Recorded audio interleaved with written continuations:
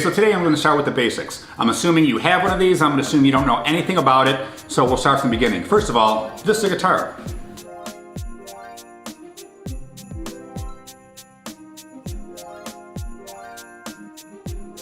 What are the parts of the guitar? Sometimes I hear neck and headstock, and what are all these crazy things?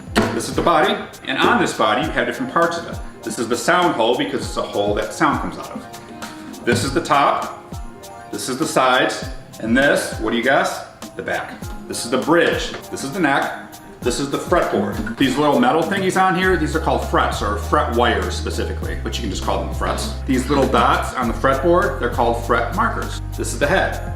Sometimes it's called the headstock, sometimes it's the head, really doesn't matter. These are your tuners or your string tuners, and these, those are your strings. So those are the basic guitar parts. So where do I start? What do I do now? Well, the first thing is you have to make sure your guitar's in tune. So how do I tune it? What do I do? Well, you can either get a really cool tuner like this that clips on. This Snark is about $30. It's really, really cool. I love it. I'll do a review on this sometimes. But actually, you don't even need this or any tuner. What you do need at the very least is to have kind of a tuner app on your smartphone. Most of them are free. On Android, I believe I had a G-Strings, it was called, G-Strings for guitar strings. On iOS, I have Tuner Lite, Tunerlite. Tuning your guitar is pretty easy, and I can do a separate show on that. And I'll also have some links in the description to tell you how to tune it if you haven't tuned it already. Next thing, do I need a pick? You don't need a pick, it doesn't matter. You can have one, they're kind of nice to use, but if you don't have a pick, or you don't like the pick you have, don't even worry about that, you don't need it. All you need are your fingers. Basically, these strings on a guitar, they go from thick to thin. The thicker ones are considered the bottom strings, even though to you they might be top because they're on top. It's not a height thing, it's not a proximity thing. It's the pitch of the string that determines whether it's a high string or a low string. That's a low E, that's a high E. Low, high. So your strings go E, A, D, G, B, E.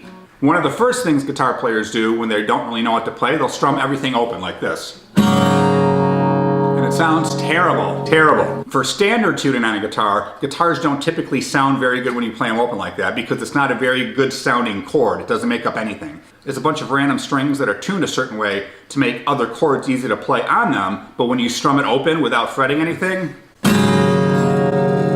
typically doesn't sound good. I'll show you a very, very easy chord off the bat. It takes two fingers, either these two or these two. I can't do them by myself, or these two. Anyways, two fingers. What you want to do, you want to put your fingers just behind the fret.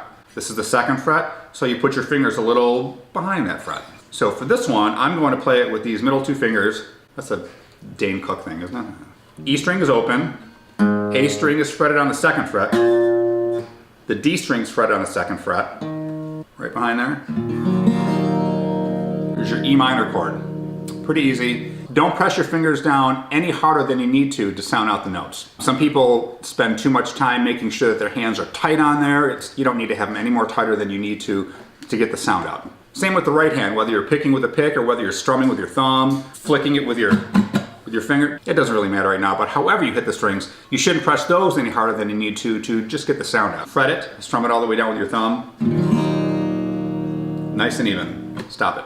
Another good thing to practice, starting, stopping, starting, stopping. Hands on, hands off, wax on, wax off, all those things. That way your hand practice is making the chord, taking it off, making the chord, taking it off. Those are good muscle memory exercises for you to practice.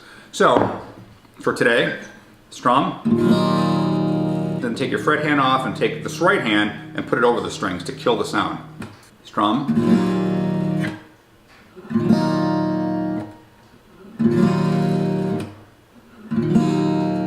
So I would practice that strumming thing on and off at least for 5 or 10 minutes. If you want to do it longer, that's great. And just like any kind of physical fitness thing, general soreness in muscles is fine. Give it a break. If you start getting sharp pains or burning sensations or piercing things, that's usually not good. You might want to be more careful about it.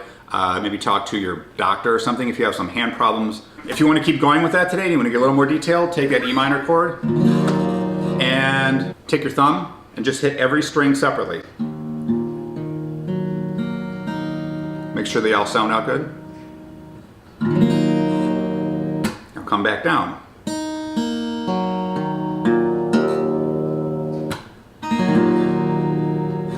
Not bad, easy enough for the first day. You can strum down or you can strum up. That's a downward pick or a downstroke and upstroke.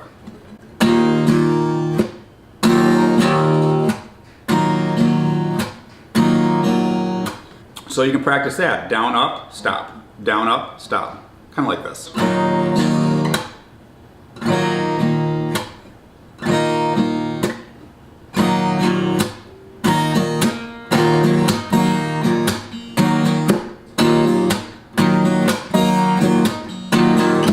And you can start jamming with it. Make like a little pattern, make a little rhythm thing with it, like down, up, down, up, up, up, up, down, up.